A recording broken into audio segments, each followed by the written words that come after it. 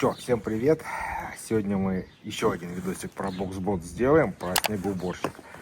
Короче, смотрите, ситуация какая вообще здесь у нас. Так, сейчас. Вот у нас шнек, у которого порвалась эта штучка.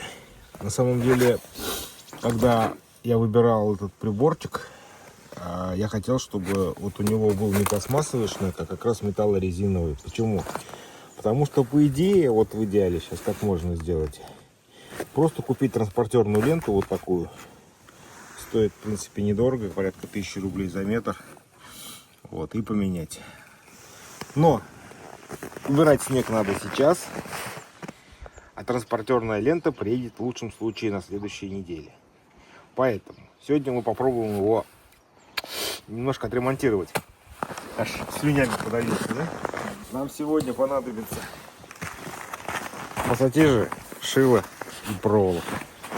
Сейчас мы попробуем починим ее, временно хотя бы, чтобы она работала. Но потом на самом деле будет все просто. Откручиваешь 1, 2, 3, 4, 5, 6, 7, 8 гаечек. Они тут на 10.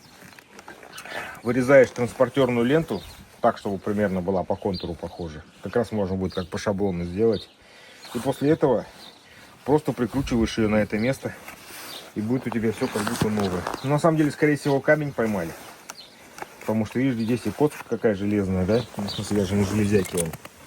Коцка. Так что тут, скорее всего, даже прибор был не виноват.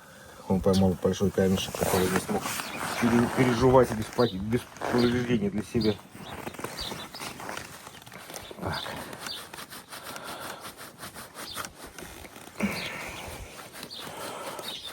Раз.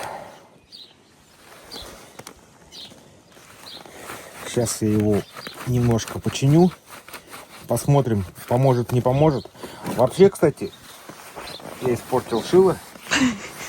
Кстати, ты испортил шило. Нет, а вообще, кстати, да, я знаю, что люди, знаете, как делают. И, наверное, даже, может быть, даже так и сделаем. Старые покрышки автомобильные. Можно их растеребонькать до такой степени, чтобы, ну, вот чтобы можно было вырезать. То есть и вырезать, на самом деле, из старой покрышки. Я думаю, идея с этим будет даже прикольнее, чем покупать транспортерную ленту. Хоть какой-то контент на канал интересный. Как починили боксбот. Так, первая. Вторая сторона. Главное, в палец не попасть. Попал. Ладно. Так. Сегодня у нас будет попытка колхозного ремонта.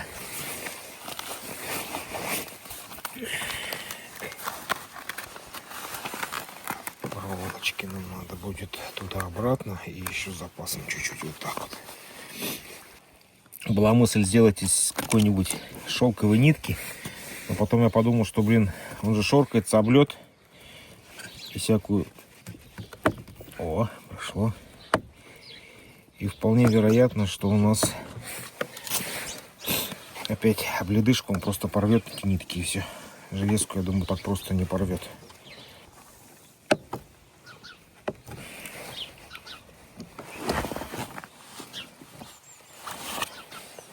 Я хочу, чтобы здесь два ручейка просто пересеклись. И получится, что мы в одном месте на самом деле не один раз закрепим, а два. И вот таким вот нехитрым способом прошьем. А вот это сверху вот так зайдет, и она будет у нас с двух сторон зафиксирована. Так, это натянул. Эту натянул. Таскиваем.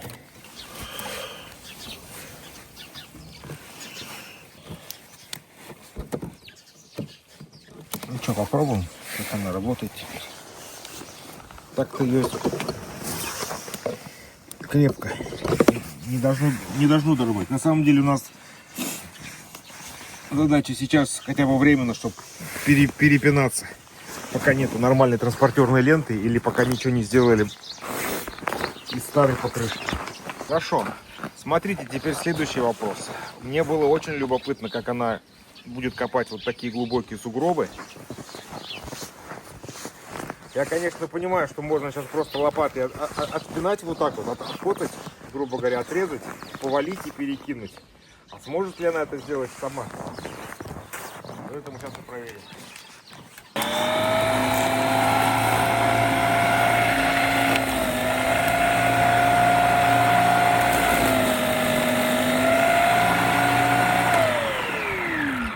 Да, вполне. Сейчас проводок себе потяну поближе.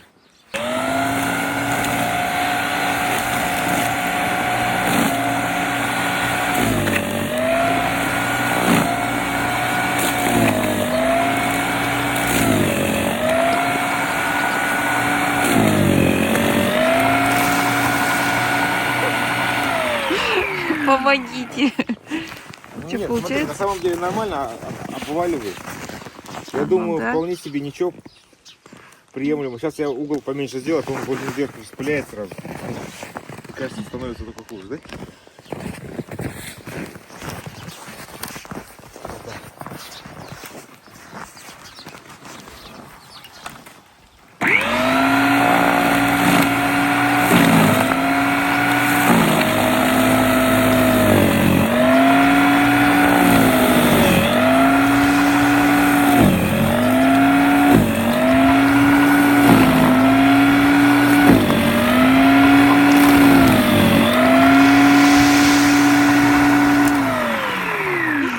Танюшка, спасайся. Ну, в общем, работает. Походу можно так делать, да?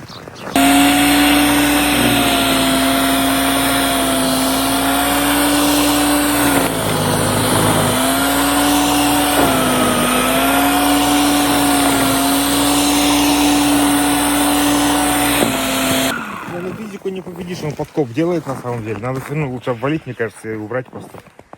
Но физически может, да? Ну, так-то да, что. Короче, метода будет вот такая. То есть откидываем, а потом это все дело уже закидываем. Это намного более быстро будет и легко, чем подкапывать, потому что она подкапывает, он, видите, уже не видите. Подкапывает внизу, работает. А, кстати, схема наша рабочая. Не знаю, сколько продержится, если что, напишу. Всем пока.